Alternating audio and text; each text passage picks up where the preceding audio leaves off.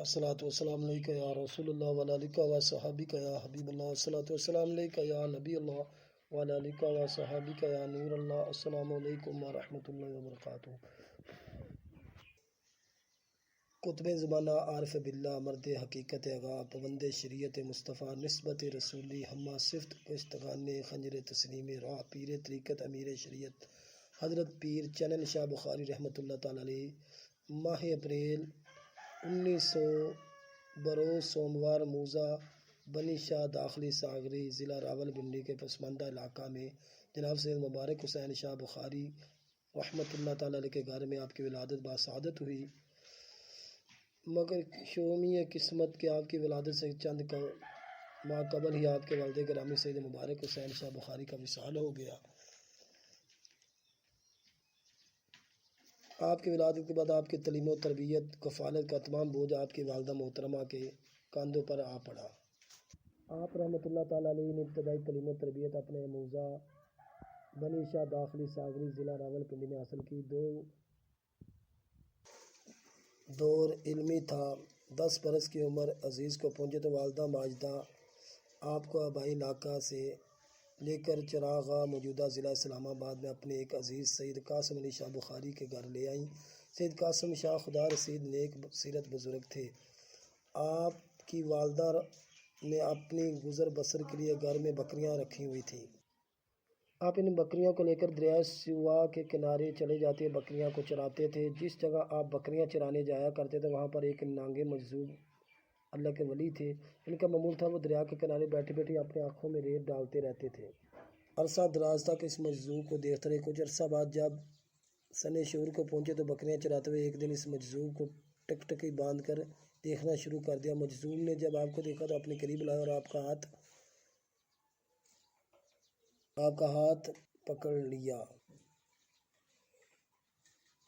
اور فرمایا آنکھیں بند کرو۔ آپ نے تمیل ارشاد کی خاطر آنکھیں بند کی تو کیا دیکھا چاروں طرف مجذوب ہی مجذوب ہے، اور ان بزرگ نے آپ کا ہاتھ پکڑے رکھا اور اپنے سردار مجذوب کے پاس لے گئے۔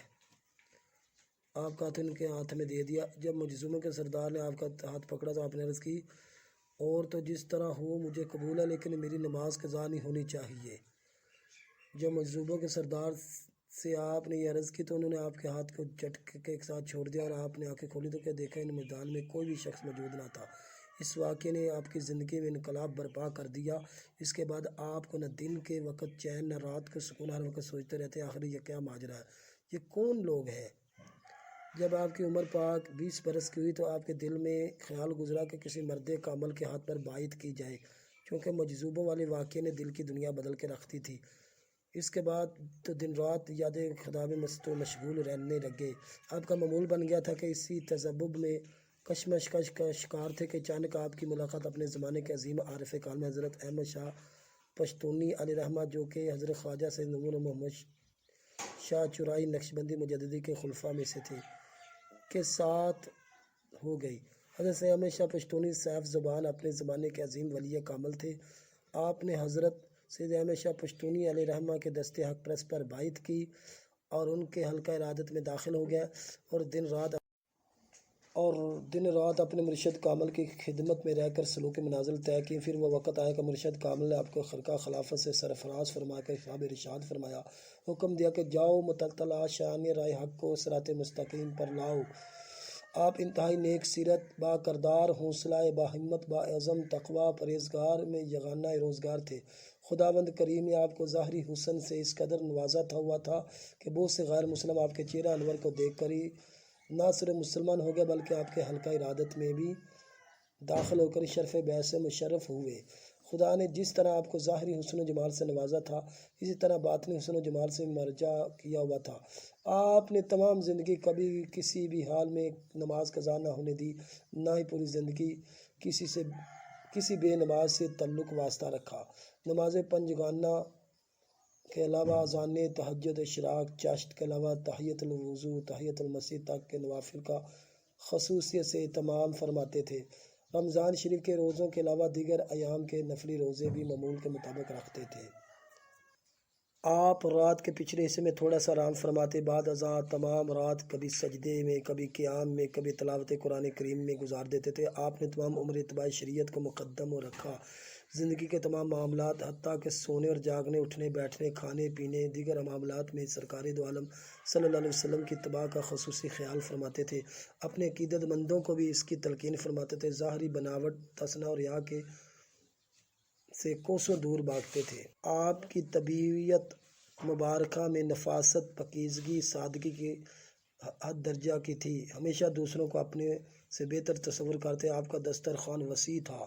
آپ کے لنگر پر غریب، امیر، ادنا، اللہ سب کو یکساں سلوک سے نوازا جاتا تھا۔ مزارات اولیاء پر حاضری دینا آپ کا محبوب ترین مشغلہ تھا۔ حضور قبلہ شہنشاہ کلیام حضرت خواجہ فضل الدین کلیامی، حضرت حافظ جی صاحب کرپا، ضلع اسلام آباد والے حضرت داتا گنج بخش علی حجویری پیر میرے شاہ سے آپ کو ولہانہ عقیدت تھی۔ ان کے مزارات کے علاوہ دیگر کروڑوں جوار کے اولیاء کاملین کے مزارات پر حاضری دیتے تھے، جبکہ تاجدار گولڑہ حضرت پیر میرے شاہ علیہ رحمت کے لخت جگر جانشین حضرت قبلہ پیر سید قبلہ غلام محی الدین المعروف قبلہ بابو جی سے آپ کا خصوصی تعلق اور رابطہ بھی تھا۔ آپ کی غذا سادہ اور عام ہوتی تھی، گھر یا لنگر میں جیسے کچھ پکتا تو اسی پر اکتفا فرماتے۔ اسی طرح لباس بھی آپ کا بہت سادہ تھا۔ آپ سفید کرتا اور اس کے ساتھ شلوار زیب تن فرمایا کرتے تھے، کبھی واسکٹ بھی پہن لیا کرتے تھے۔ دور دراز کی سواری کے لیے گھوڑے کی سواری کو پسند فرماتے تھے۔ آپ رحمۃ اللہ تعالی علیہ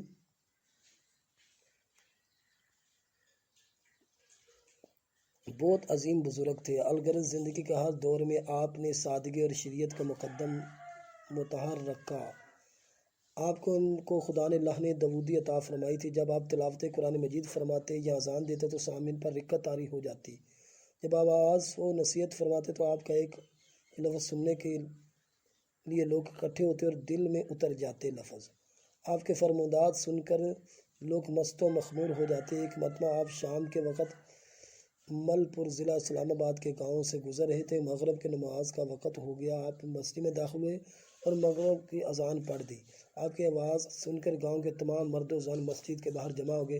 آپ نے اذان ختم کی تو دیکھا مسجد کے باہر ایک ہجوم جم غفیر جمع ہے۔ اس میں سے کسی شخص نے آپ کو بتایا کہ حضرت ہم آپ کی آواز سن کر آئے ہیں اور کوئی کام نہیں۔ خدا کریم نے آپ کو بہت پیاری آواز دی ہے۔ یہ سن کر آپ نے دعا فرمائی، یا اللہ یہ میرے لیے نہیں بلکہ اذان سن کر آئے ہیں، ان کے دل اپنے لیے منتخب کر لے۔ یہ فرمانا تھا، دعا کرنا تھا کہ وہ تمام لوگ نمازی بن گئے، اور اس کے بعد آپ نے ترنم کے ساتھ پڑھنا چھوڑ دیا۔ ایک مرتبہ پونا ستارہ بھارت میں اپنے خلیفہ محمد صادق جو کہ آرمی میں ملازم تھے ملنے کے لیے ان سے چلے گئے۔ آپ رات کے اندھیرے میں ان کے یونٹ میں پہنچے، ان کو تلاش کرنے میں مصروف تھے کہ ایک آرمی کے کسی افسر نے آپ کو جاسوس سمجھ کر پکڑ لیا اور ایک کمرے میں بند کر دیا۔ جب کافی وقت گزر گیا رات کا تو آپ نے سنتری کو بلا کر کہا، مجھے ایک لوٹا پانی کہیں سے لا دو، میں اپنے رب کی عبادت کرنا چاہتا ہوں۔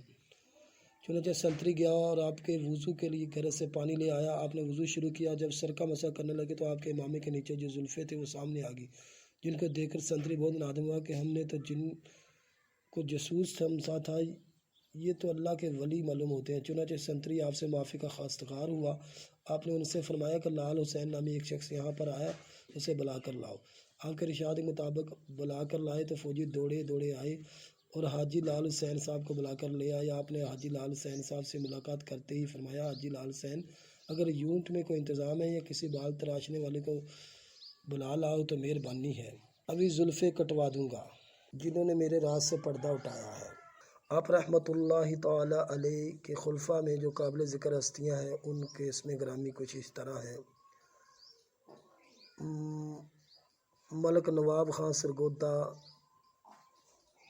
حاجی لال حسین نقشبندی مجددی علیہ رحمہ مدفون موزہ ریتیال تحصیل گجر خان ضلع راولپنڈی، حضرت سے کمال نقشبندی مدفون ڈوگ چٹھا نز گلشن کشمیر چکری روڈ راولپنڈی، حضرت حاجی عبدالرؤف نقشبندی مدد ضلع ملالیہ راولپنڈی قابل ذکر ہے۔ آپ کی اولاد پاک کے اسما گرامی یوں ہیں کہ آپ کو اللہ پاک نے 3 صاحبزادیاں 2 صاحبزادے عطا فرمائے تھے۔ صاحبزادگان میں آپ کے بڑے صاحبزادے پیر رضا حسین شاہ بخاری مدظ اللہ العالیہ اور پیر سید زبار حسین شاہ بخاری ہر 2 صاحبزادگان خوب دین کا کام کر رہے ہیں۔ آپ کے عقیدت مند ملک نواب خان سرگودا والے حاضر ہوئے، عرض کی حضور میرے لیے دعا کریے، میری 7 بہنیں ہیں اور میں ایک بھائی ہوں، اللہ تعالیٰ مجھے اولاد نرینہ سے نواز دے۔ آپ نے دعا کی، دعا کر کے فرمایا اللہ تعالیٰ تمہیں 7 فرزند عطا کرے گا۔ آپ کی دعا سے ملک نواب خان کے ہاں 7 فرزند ہوئے، جن میں سے ملک ندیم خان کو حضرت کی بارگاہ میں پیش کیا تو آپ نے اپنا لوہابی دن ملک ندیم کے منہ میں ڈالا۔ اس دن سے آج تک ملک ندیم صاحب ثنا خوانی کرتے ہیں اور سما باندھ دیتے ہیں۔ ایک بار آپ دورے پر ضلع گجرات میں موزہ گولڑا ہاشم میں تشریف فرما تھے، واعظ و نصیحت فرما رہے تھے۔ لوگوں سے عرض کی ہمارے ہاں ایک شخص ہے جو نماز نہیں پڑھتا، آپ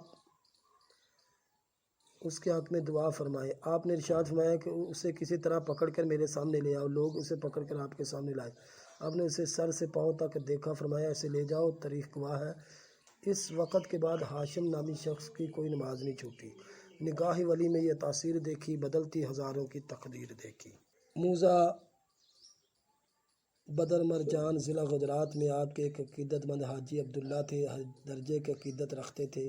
آپ کی زندگی ہی میں قبر انور تیار کر دی تھی اور دربار کی بنیاد رکھتی تھی، جسے حاجی صاحب نے اپنے صاحبزادوں حاجی محمد یوسف، محمد یونس، محمد یعقوب، محمد ایوب کے ہمراہ روزہ مکمل کیا۔ وہ اکثر کہا کرتے تھے کہ جہاں میرے مرشد کامل بیٹھا کرتے تھے وہاں کے پتھر بھی اللہ اللہ کا ذکر کرتے ہیں۔ آپ نے کلیہ داخلی چراغ کے بعد چراغ کی مرکزی آبادی میں ایک مسجد بنوائی، جس کے بعد آپ نے اسی مسجد کے بالکل سامنے ایک ٹیلے پر ایک پتھر کی سل پر بیٹھ کر اللہ اللہ کرنا شروع کی، جس کے ساتھ ایک چھوٹی سی مسجد بنوائی۔ یہی وہ جگہ جہاں آپ کا مزار پرانوار ہے، جس کے ساتھ ملحقہ ایک عظیم و شان مسجد بھی ہے، جہاں لوگ تشگان روحانیت آج بھی حاضری دیتے ہیں اور فیض حاصل کرتے ہیں۔ آپ نے بروز جمعۃ المبارک جمادی الثانی بمطابق 7 نومبر 1963 کو وصال فرمایا۔ آپ کے وصال کی خبر جنگل کی آگ کی طرح پورے ملک میں پھیل گئی۔ آپ کا جسد خاکی غسل کے لیے تختے پر پڑا تھا کہ جمعۃ المبارک کی اذان ہوئی۔ اذان کے ختم ہونے کے بعد دیکھنے والوں نے دیکھا کہ آپ کے ہاتھوں میں حرکت پیدا ہوئی، ہاتھ اٹھے، کانوں تک آئے اور ناف کے اوپر آ کر بندھ گئے۔ اقبال نامی شخص نے یہ ہاتھ کھولنے کی کوشش کی، پھر بندھ گئے۔ 3 بار ایسا ہی ہوا۔ چوتھی بار جب کھولنے کی کوشش کی گئی تو آنکھیں کھل گئی۔ سب دیکھنے والے حیران رہ گئے۔ یہ اللہ حضرت کا شعر یاد آ گیا کہ اس ولی کامل نے تو وفات کے بعد بھی نماز نہ چھوڑی۔ ولی اللہ دے مردے نہیں کردے پردہ پوشی، کی ہویا جے دنیا تو ٹر گیا نال خاموشی۔ آپ کی نماز جنازہ میں لاکھوں افراد نے شرکت کی، کیوں تو آپ نے 63 سال زندگی گزاری۔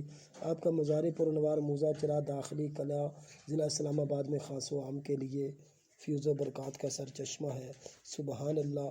چینل کو لائک، سبسکرائب، شیئر کر دیں۔ السلام علیکم ورحمۃ اللہ وبرکاتہ۔